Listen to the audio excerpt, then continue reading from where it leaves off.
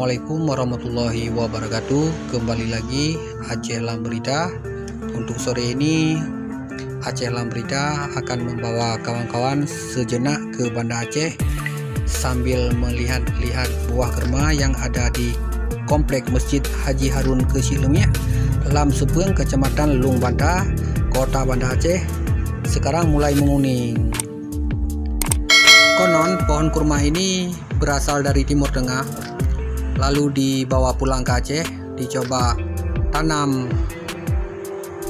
di Komplek Masjid Haji Harun Kecil Lemiak, Lam Sepeng. Akhirnya tumbuh subur dan berbuah lebat. Meski berada di dalam pagar masjid, pohon kurma ini juga dipagari agar buahnya bisa selamat.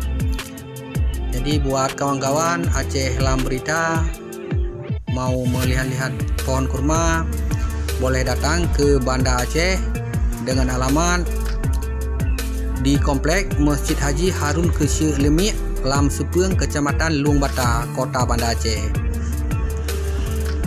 Beginilah buah kurma dari Timur Tengah. Sekian sekilas info.